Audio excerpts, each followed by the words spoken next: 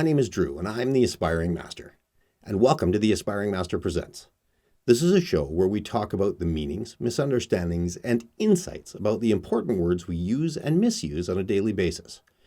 Really understanding what we're truly meaning when we talk allows us to convey and explain ourselves better to others. This not only allows us clearer communication so we can get what we need quicker and with less stress, but also helps us to understand ourselves in more depth than we thought possible. Today on our show, we have our special guest, Therese Wilson, who, like myself, is a practitioner, instructor, and advocate for personal growth and cooperative awareness.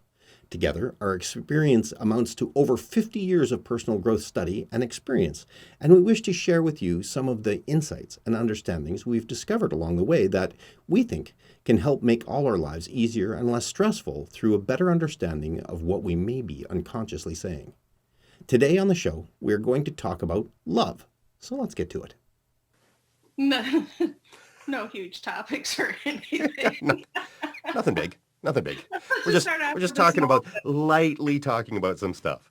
Yeah. So what this is something that I recently discovered that fits right into what we're talking about, fits right into a lot of the definitions that I'm going to go into, and it's our needs as human beings. Now, up until this point, I have thought that we only had three basic needs, and that's food, water, and shelter, and that was basically it. But it actually turns out that we have a fourth need, which is actually the primary need as human beings. And Matthew Lieberman and his wife have done some research, and he came out, I think, in 2013 or 2015 with this data saying we've been mixing it up. We've got our needs sort of wrong. We've been thinking, food, water, shelter, and those are our needs. And then we have some other needs stacked on top of it,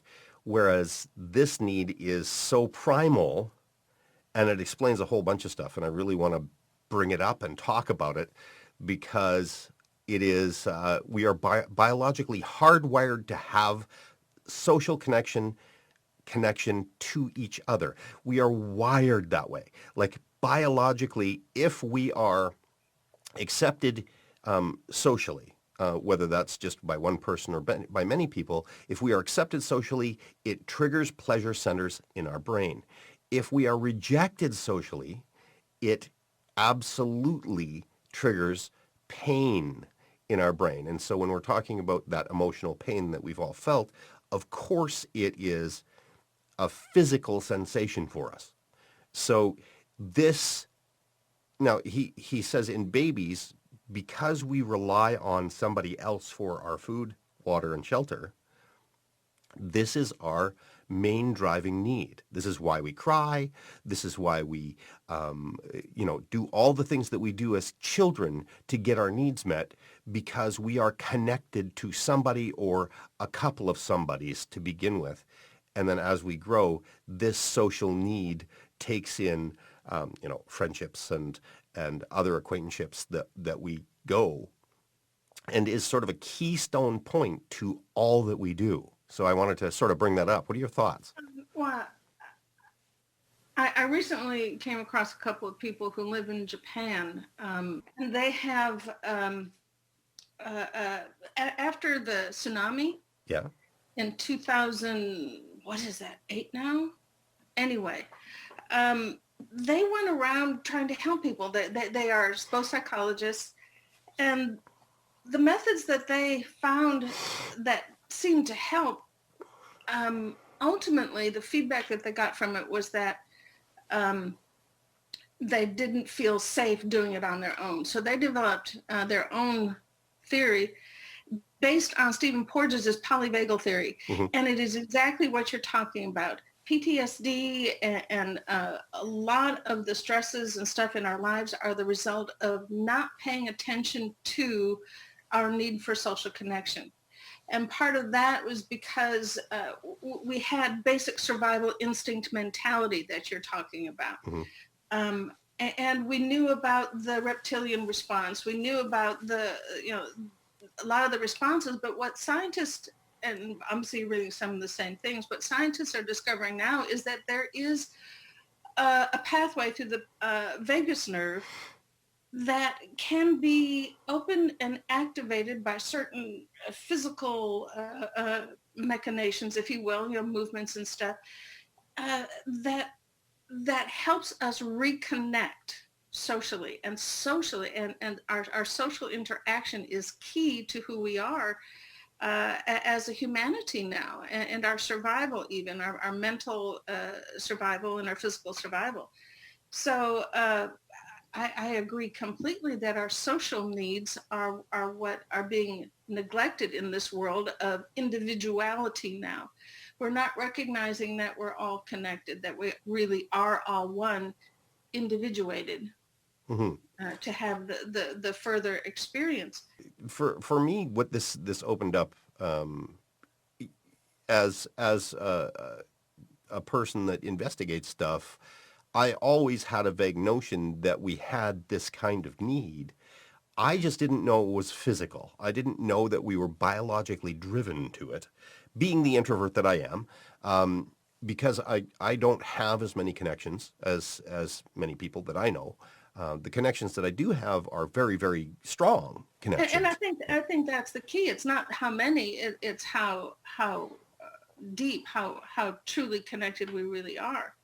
Our cultures now, our Western cultures, more than others, uh, do promote isolation, Mhm. and it's considered to be weakness if you reach out for help. If you share your troubles with other people, it's considered to be weakness, when in fact it is just the opposite. Right. It is a fundamental requirement to connect, to further the species, not just biologically, but spiritually and emotionally, and even mentally, because it opens up all the pathways. Well, it's I've looked at it and I just go, why is that? Like I read Brene Brown and she talks about Matthew Lieberman stuff, which is where I got this because she talks about the need for connection in all her books. She doesn't substantiate with it until she says, well, this is the research by Matthew Lieberman and his wife, and just references it just like a bit. I think in one of her books, maybe mentions it in a couple of them, but I didn't get it. As I was reading her book, she talks about it a lot, but she doesn't really go into specifics. So when I figured out which book it was that Matthew Lieberman wrote, I picked it up, and I'm currently reading it. And I mean, basically, all it's saying is it's giving his data and all of the data that he's accumulated that we as social creatures are. It's a necessity to be a social creature, and it's a necessity to be a part of our social groups. And I mean, as I'm reading and as I'm going, I'm going, oh well, this totally explains all of the mass shootings. It really does. These are people that have been ostracized for one reason or another, and I mean, some of it's not even their fault. They just are weird or antisocial, or they. Or they come from parents who haven't taught them. I would say that very few people are actually just weird, and I don't know that mental deficiency or mental illness is necessarily part of the problem at root. Mhm. Because I think getting to that place is a process, and it's where the disconnect comes, because you know our parents set the tone for our health in every way. We imitate our parents, but of course, where did our parents get their ways of thinking and being? Right. Uh, Normally, really can trace back where the damage began in a young person, where the disconnect began, and it's usually an emotional social disconnect Yeah. that was the trigger. And I agree. And when we go back, it's very few that we find that are chemically wrong, Yeah. biologically chemically wrong, and it does happen absolutely, and those things do happen. But this understanding of the pain that it causes us to be not part of a social group. I mean, Yeah. Yeah. when you weren't picked for the softball team, or when you weren't, yeah, right? Dagger Um, to my heart with that I know memory. when you weren't chosen to become a cheerleader, or all of those things, that kind of pain is they and he equates it to physical pain because it's the same centers are fired in your brain when this happens. So it was important for me to state right at the beginning before we started talking about this that there are four needs. The first one being social connection. Then we got food, water, and shelter. And because of those, it influences everything that we do. So it's super, super important to mention it Yeah, yeah. before we start. Even when the group, even when the social connection is something that if we and here's part of the problem too, we don't really think about what the group dynamics are as in our social connection. We go along with the group, and instead of thinking about, we go along with our religion or our society or our Kiwanis club or Mhm. whatever it is. We go along with the group thinking because and this would validate the social connection need because we want so badly to be part of the group, to be connected. Mhm. We stay in dysfunctional relationships because we need the connection. So much is simply based on this understanding of community that's in most cases or many cases in error. Going into communication, and the reason I want to start here is because when we get into looking at the words, is we have to know why this is important, right? So communication, what are we trying to do when we're communicating? Like what is communication? What am I trying to do? Can you guess what like the fundamental conclusions that I've come to? I guess Okay, go ahead. I'm trying. When we communicate, we're trying to do, at least on the surface, two things: get my ideas out and get your ideas out, and then move to a different level of communication, and that's getting one another to understand what the whats and the whys and the hows of what we're communicating. Um, what But else? what's the reason? Why would you think that we would do that? Like, I mean, what do you think my motivation is to be able to do that? Well, survival. Well, and you're totally correct. Yes, Survival. survival is. Beginning as an infant, we are taught survival techniques through our communication, through the two-way communication. Uh, Connection, just basic connection. What we were speaking of before, just basic connection. Without some forms of communication, and it's not always verbal, but without some form of communication, we are an island, and in those so many ways.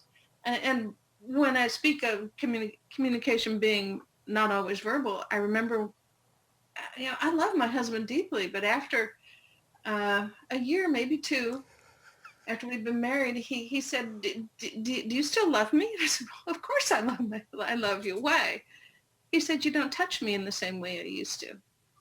I'm not talking sexual. I'm talking about hugs and Hmm. kisses and just walk by and pat him on the back and that kind of thing. And I realized that my touch is an effective means of communication as well. Hmm. What I've seen, not only of myself and of the people around me, um, is that people communicate to get goals met generally. We've got specific type of goals. Now, part of it is exactly it's I need to connect. We have that driving need to connect, and so we develop the communication to be able to do that. Now, there's a difference between demonstrating or talking and actually communicating, because I think when I differentiate it, I just go communication is understanding. It is sharing, right? It is doing sign language or whatever it is that we're doing to communicate, the nonverbal communication, the way that we move, the touches that we do. Um, there's lots of different types of things that we are trying to communicate with, but it's that understanding and connection that allows us to say, yes, we've just communicated, right? Okay, so for you, communication has two levels. It has superficial and it has emotional in some way. Hmm. Intellectual and emotional. Okay. Would that be fair? It would be absolutely fair. Yeah, there's intellectual, emotional communication. There is, uh, yeah, yeah. If we want to differentiate between the two, Because absolutely. Yeah, intellectual would include for me basic needs communication. You know, the survival of the species kind yeah. of communication. Even sexual communication, although emotional and sexual can cross over, Hmm. but they're not exclusively one or the other. They can be either or both. Anyway. Hmm. Well, when I'm talking about communication in what we're going to go into, I want to look at the fundamental reason that we really communicate, and the fundamental reasons that we communicate is to share our expression, to uh, create understanding and acceptance, and to get help with whatever it is that we're trying to communicate about generally. Mm-hmm. When we're there, and there's a couple of ways that we do this, and one form of communication, which is venting.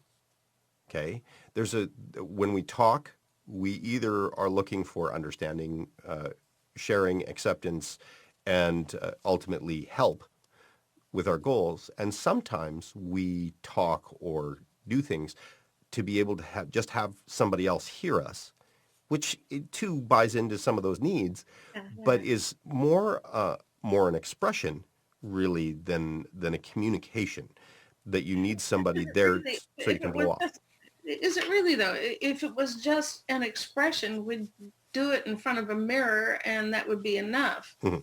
But we feel the need to do it in front of another human being most often.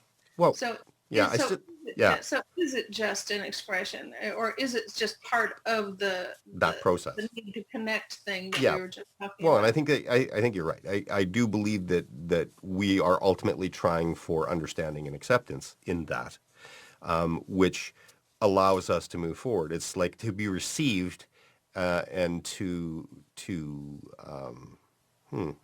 be received and have it reciprocate, to come back to us in some form or another. And because we're human beings, even if I'm just sitting there nodding, right? It's like, you Yeah. know, I hear you, or being empathetic, I understand you. That comes back to us in one form or another, whether it's our body language is communicating back to them, I understand, I'm here for you, I care, and having that social connection really make things better as we're venting. So yes, I agree with you. Ultimately, on the surface, it looks like it's a different form of communication, but I think you're right. It's not really. I don't think so either. Yeah, because what you said about being seen, I think is really important. Hmm.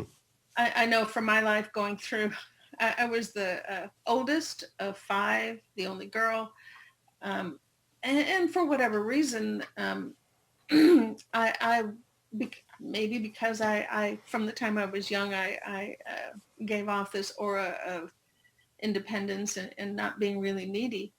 But my mother paid a lot of attention to the younger brothers and not so much to me. And Hmm. I didn't feel seen. And so I know what you're talking about, that just the smallest thing, even someone listening to me vent or cry or whatever, is a huge form of connection, a huge form of communication. Yeah, I agree. So when we talk about love, we're going to come to some conclusions, and they're only conclusions for the show. Everybody is can take these and expand on them as they choose, right? Like, I mean, this is what Yeah, this is for. yeah, These are just us talking about it so that yeah. we can come up with some really good stuff on it. Yeah, I hope we come up with some things that are good for others, but ultimately, any conclusion we have is Oh, just hey, ours, and other people have to resonate with it and make it their own or not. exactly. And remember that this is me and Therese actually fulfilling that one basic need of social connection. So welcome to us. Right? Okay. in order to define love, we need to understand that we use the word love in 4 different ways. And this is in my experience. This doesn't mean that this is a given and it's written somewhere. This is in my experience. I've seen us use love in 4 different ways. One, love as a biology. This is love as an overwhelming feeling, the state of in love, or what some call romantic love. Okay, so that's number 1. 2 is love as just a feeling. The word love can be used to describe the way that I or someone else is feeling, or feeling about a particular person or thing. And when we're referring to that, a lot of the times I find people in this category, love as a feeling, is referring to the in love feeling, the overwhelming feeling that they felt before. Oh, it's Not stage always. 2. It's stage 2. Yeah, this is sort of stage 2. And the next category we've got is love as a description. So this is love, I love pizza. And then 4 is love as a state of being. Okay, which is to say, when we use the word love to describe a state of being, the group of qualities, and state of being, what I'm saying by that is the group of qualities that define the state of being is like being happy, right? So I'm being happy. I'm in that feeling or emotion or that state of ness.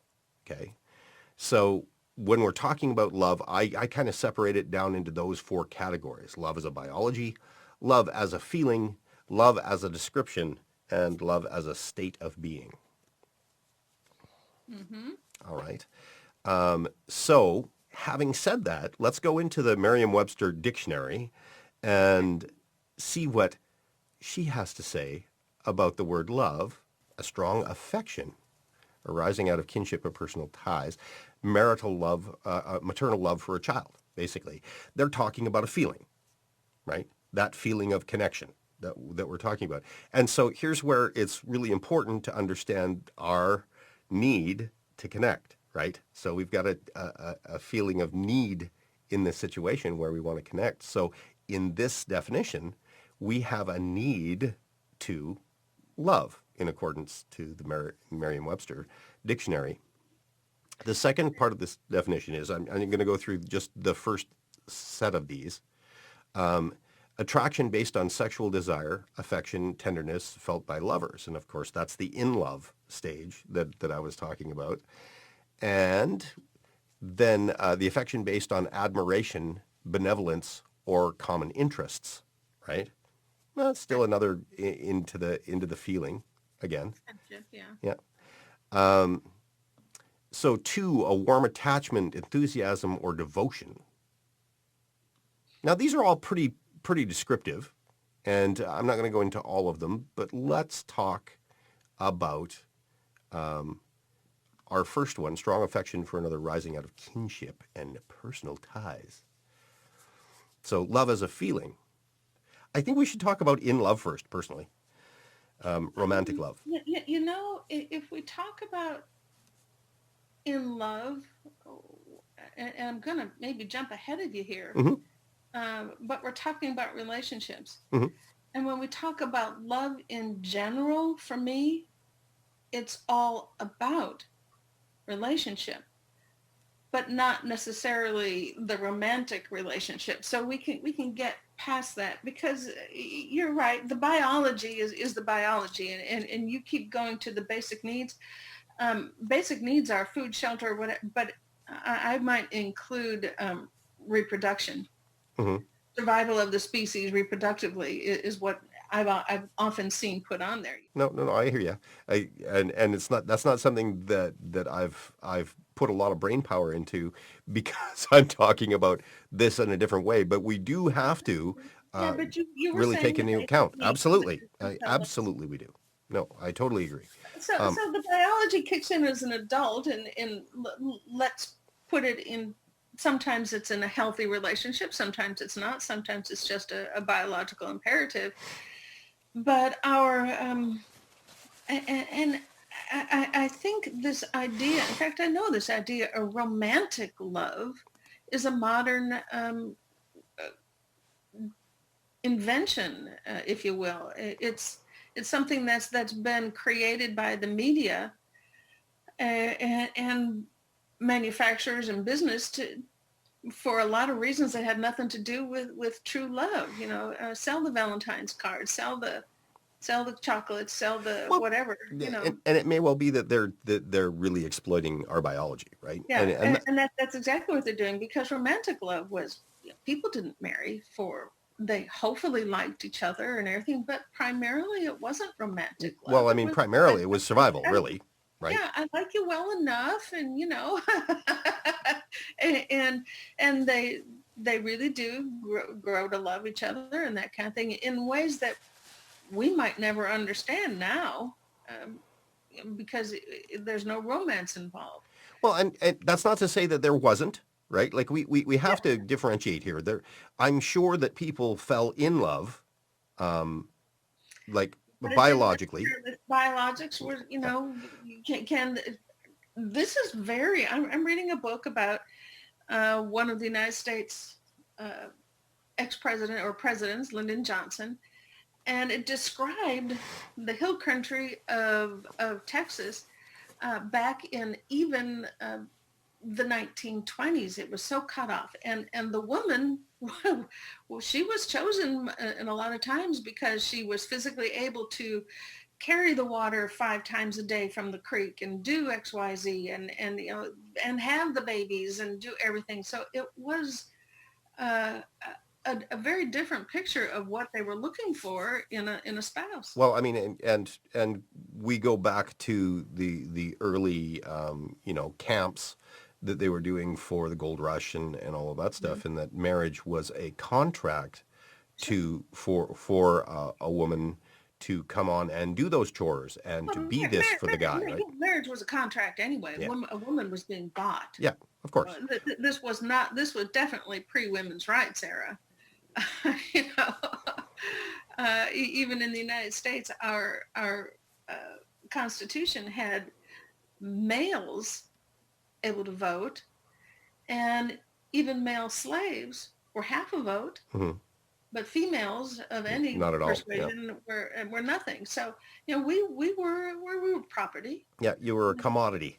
We were a commodity. Okay, still the biology was there. Like I mean, still people Of fell in course. love, Yeah. Yeah. and they and in this state, and having been there twice myself, and it's interesting as a young man, um, growing up and formulating my thoughts around love and what love was. My whole concept of love changed when I fell in love.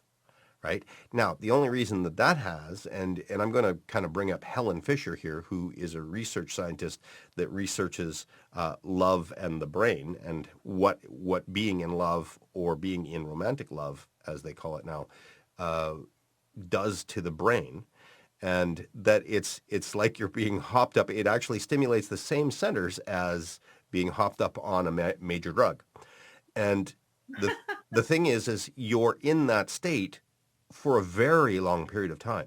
So when you're in love, if the other person is not with you, it's very painful. But I found it to be a very bittersweet pain, right?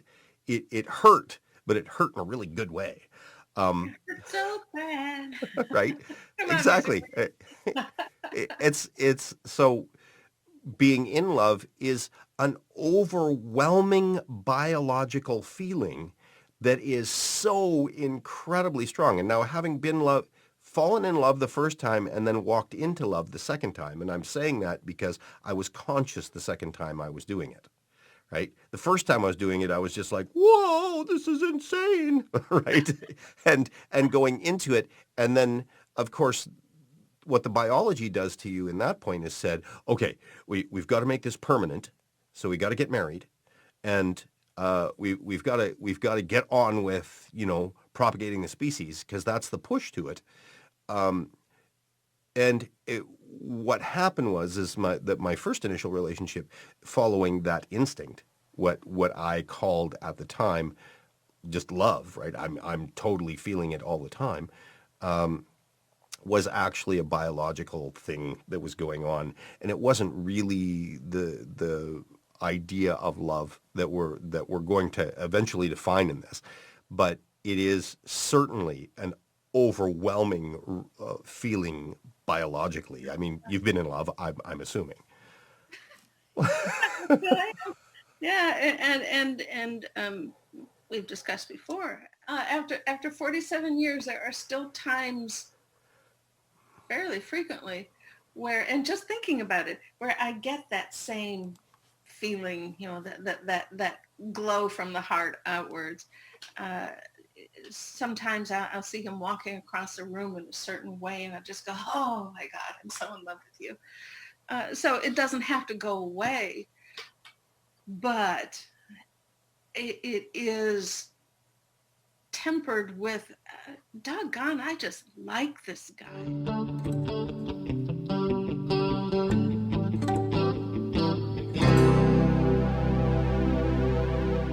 I'm talking about a biology. I'm talking about this is something that our brain rewards us for while we're in, and is such an overwhelming feeling, that desire to be with another person, that I can't even call it love per se.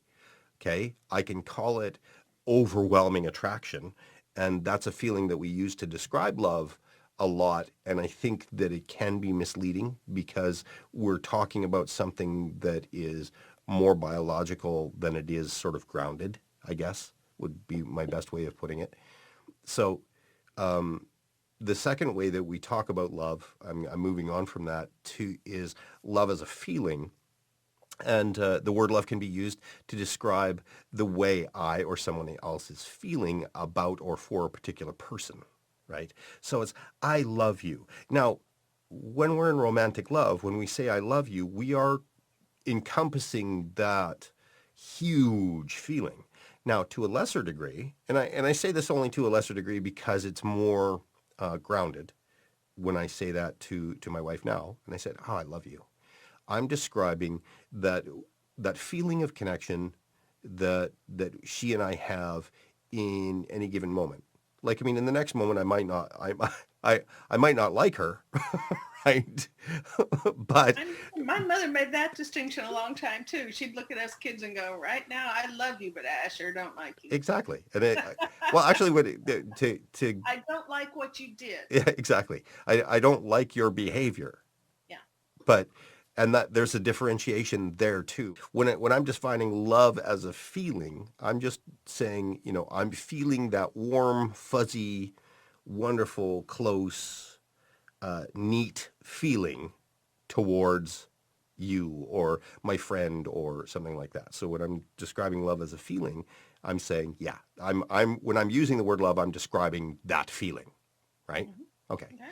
So moving on to the next one. Love There we is a go. description. Love is a description. I love pizza, right?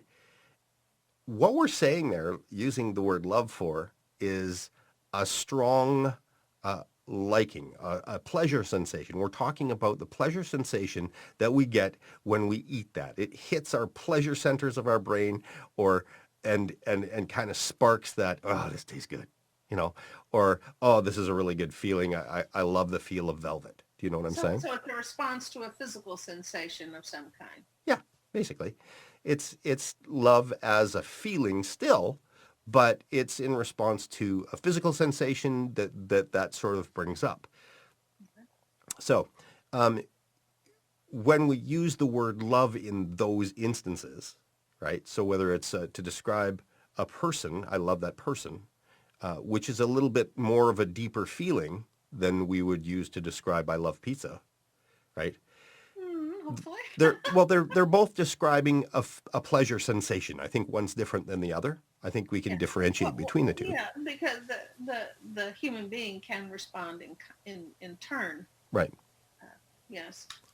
So those definitions of love is and it's important. The reason that I'm breaking this down, it's important to really differentiate how we're using the word in our lives, to take a look at how we use it in order to understand what we're really saying. Using love to describe those things is awesome. Next, we're describing love as a state of being, right? So I am being love, I guess, would probably be the best way to put that. Or I look at this as the ultimate definition of love on what it is that we want to become or exude. States of being are consciously or unconsciously chosen, Mhm.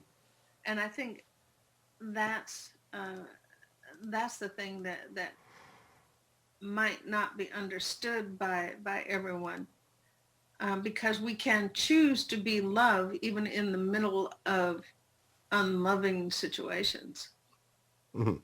But Uh, here's the thing. Before we even get into that, let's describe what love is. let's define it, right? Because we can talk about that till the cows come home. But what is love?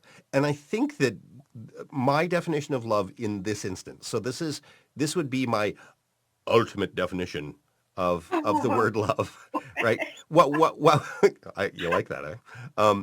My ultimate definition of love is really the acceptance of everything.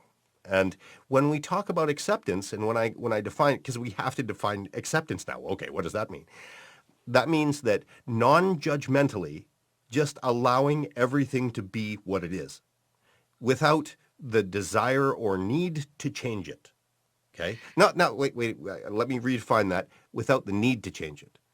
So there is desire there, but there's no need to change it. There's no need to change the exterior of the world to be able to suit what you would like it to be, but just acceptance. And so when I say the word, Therese, I love you, that to me is, Therese, I accept you for who you are, and I don't need to change you. You are this person that I not only like am I describing attraction there or like to be a part of my life, but that there's no need to change you. There is no need for me to be anything but what I am with you, right? Or you to be what you are with me. And that ultimate form of love, or that idea is, I'm not judging you for your stuff. I'm just like, Yeah, you're good as you are. yeah, that's a spiritual love. Mhm. And in order for me to understand spiritual love, um, for me, it also centers around understanding of my understanding of God. And I was raised in Catholics, and the term they used was, I was born in the image and likeness of God, which to me means that everything I am is ultimately godly. I was also told that God is all, has all, knows all, all of those things, which means to me, there is nothing that is not God. And of course, the ultimate word for God, they're interchangeable. Again, for me, is God is love. That's all over the songs I sang, God is love, all of that, which means again to me that there is nothing that is not love or has at its source love, including that which we call evil. Because in our world of duality that God created, again, if one has any belief in God, but this is for me, Mhm. in the world of duality that God created, um, the thing that we call evil was created so that we could more fully know this thing that we call love. Darkness, light, all of those things. So even this thing, and I had a very wise teacher who once said, Therese, those things that you are sticking on, those things that you think are not good about yourself, are the very things that you have to love. Because without them, again, you wouldn't know all of these things about yourself. And until you love these things, you're going to be giving them your attention. And you're not going to be able to turn towards those things that truly do work in this world, that you can take out into this world and share in this world. You'll be giving this your attention. So I understood, of course, in that moment, what, the law of opposites, what you give your attention to, you're not turning towards that other thing. So love is an esoteric concept that involves understanding larger concepts, bringing back down to the original concept of what is love. Well, Th- and th- th- I agree with you in a sense that that we do that. We actually do the larger concepts and bring it back down. When I'm talking about this definition of love, and I'm saying it's basically being able to accept everything. What I'm doing is I'm saying, okay, if we look at love ultimately, and what we would like to be or represent in our lives is we wish to be loving, right? And if we are being loving, then what does that mean? Well, that means that we are being accepting of everything that's happening around us, not having a need to change it. And when I say need in this respect, it's that I have an overwhelming urge to fix it, right? Because, and if I'm trying to fix it, that means that I feel that the world has to conform to something that I desire or something that I think is better. not necessarily. If you go with the definition of eliminate good and bad, but go with the definition of things aren't good or bad, they work or they don't work. If we're looking at, and that's Neil Donald Walsh, of course, uh, if we're looking at the world through good and bad, then wanting to change something is a judgment. Uh, but if it can be verifiably looked at and and um, and it's working or not working, then it's an assessment that will take you forward into, and it's a noticing that takes you forward into something better. And your attitude towards its change is not judgmental. It's not working. It's not working for you. It's not working for me. And I can lovingly bring this person forward to something that's working for all. Again, Well, it's and different. the desire, That's more love to right? me.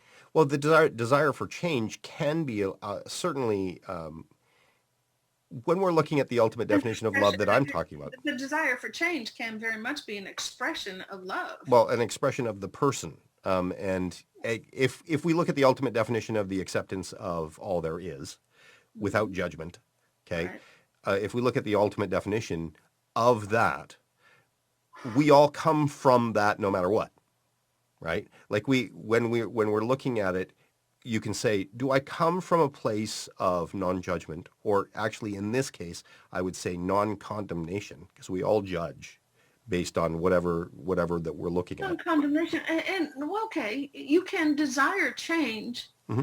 without the requirement for it. Exactly. That's exactly what I'm saying.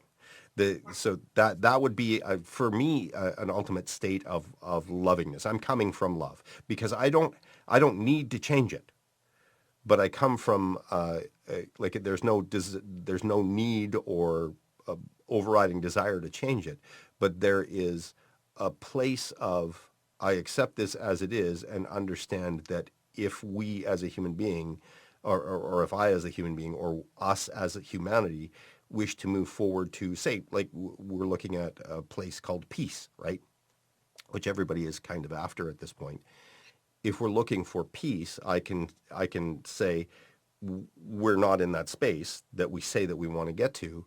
What are the things that we can do to be able to get to that? If I were to say, if I accepted life as it is right now in this moment, I, having had glimpses of this, I can say it's a very peaceful space to be. It's there's no need to change anything. There's no overriding mind talk that says this must be done. So that state of being is desirable. And I think that when we talk about love a lot, we're actually stating we would like to have love. We would like to be in that position. Because I know that when I say that I love my wife, I don't, I'm not sitting there thinking of all her flaws any deficiency other people might see in her personality. I'm not thinking about any of that stuff. I am totally in acceptance, and what sparks in me when I'm in total acceptance with my wife is joy.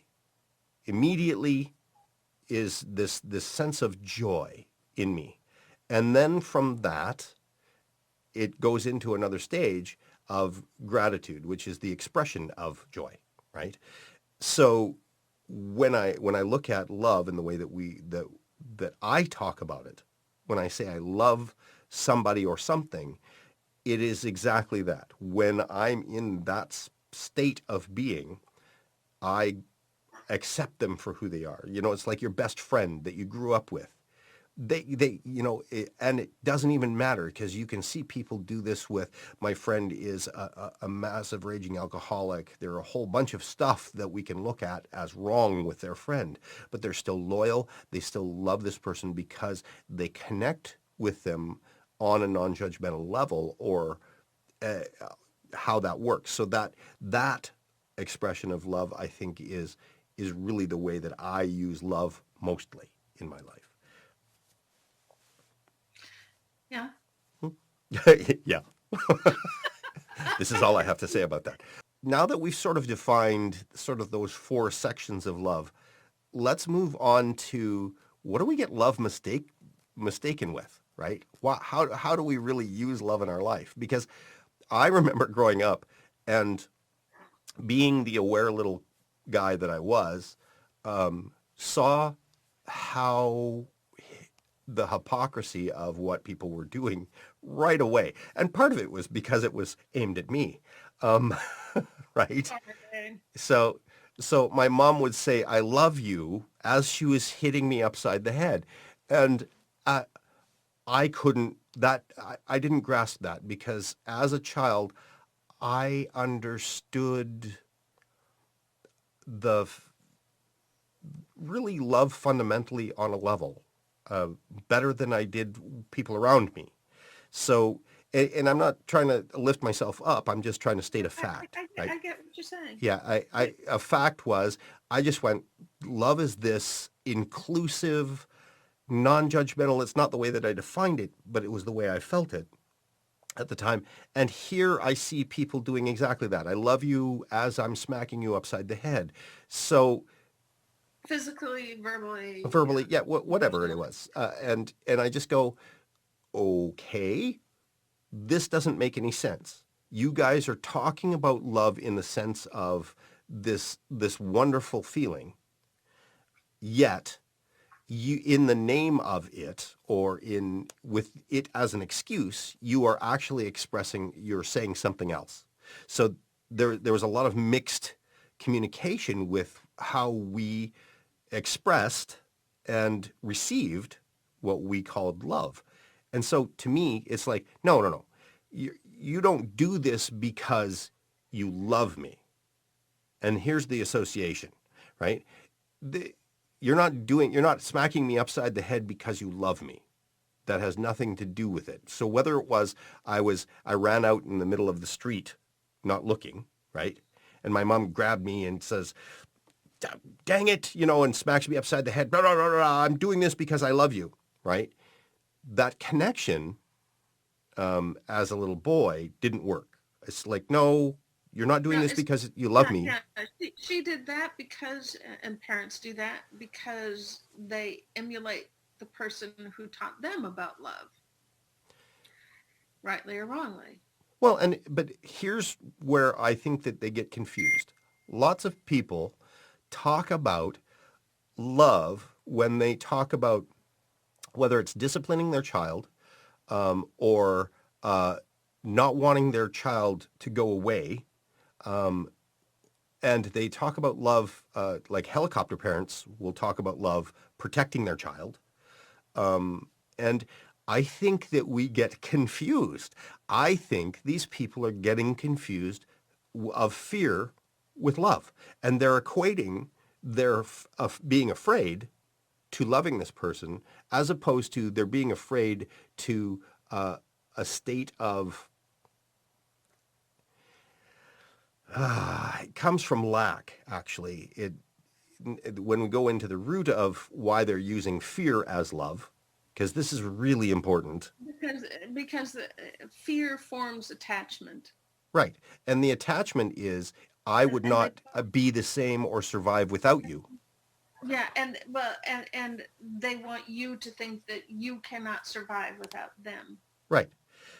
And Like and it's it's and like I said, trade it's not bad. It's neither bad nor good. It's just it's doesn't confusing work. and It it's doesn't work. yeah. And especially as a child, it is really confusing growing up with that because now all of a sudden my reference for love is fear. So we can equate that. We use love as control, which is exactly the opposite of what love is, Right. because love is release. Right. Well, love is when we talk about love, we understand when you don't have the attachments and when you don't have the expectations, which is acceptance, no expectation. When you let go, which is our ultimate definition of love, in acceptance, you just let go of the desire or the needs around it. So that's actually releasing. That the exact opposite is the clinging, which is fear, right? Because we're so afraid that if we let this go, we will lose the feeling that we have around this person. Or that person will lose their feeling for us. Yeah, yeah, exactly. And Which is probably even more primary, because that's part of that social need for connection. connection, Yeah, the need for, and there are healthy ways to have that connection and not so healthy ways to have that connection. The connection has to be there by a very thin string. hmm It can't be a rope tied around your neck.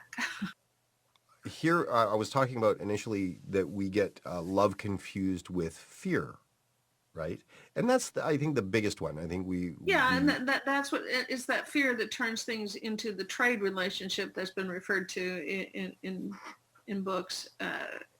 In order to fill our fear holes, we seek out someone who can give us things instead of seek out someone to whom we can give ourselves. well, and You know, this goes back into that ultimate definition of love, which is not about giving and receiving, it's about and giving.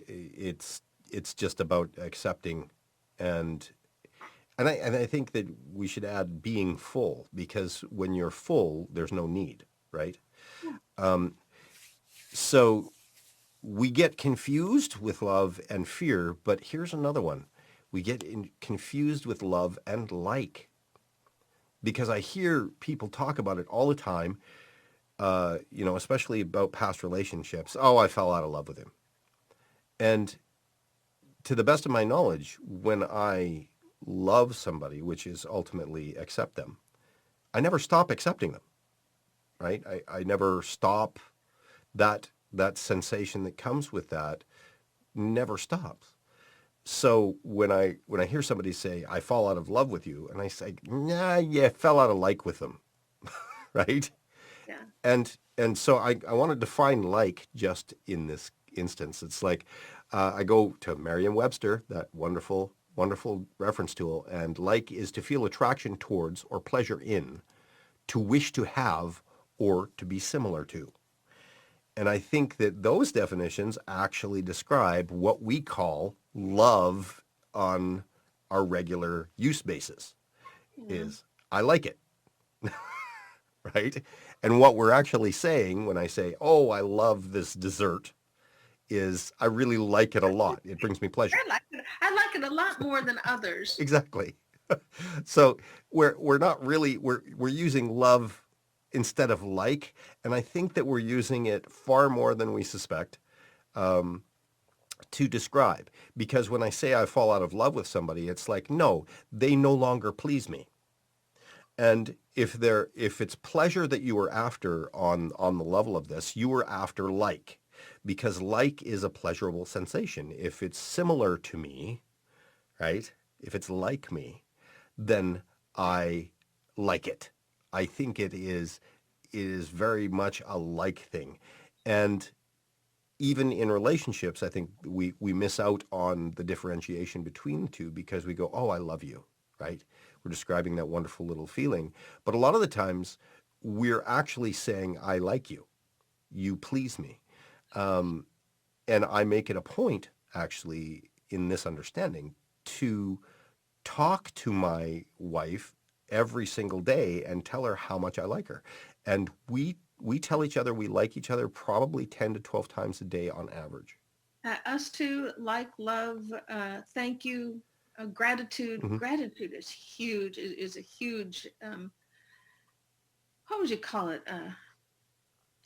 Gratitude is a huge expression of love because, again, if you can be, you were talking about in, if you can be grateful for everything that's happening in your day, whether it appears to be fun to be in or not, if you can be grateful for it, knowing that it is informing something in your life, if not now, then in the future, um, then that gets back to part of your um, acceptance of life as is, but still having a willingness to change it. Hmm. I'm grateful for what it is now. I accept it for what it is now. And when I want to change it, if it turns into something that changes, I will be grateful for that as well. Hmm. Well, But need to me, and we might as well define it while we're talking about it. Need to me is uh, an overwhelming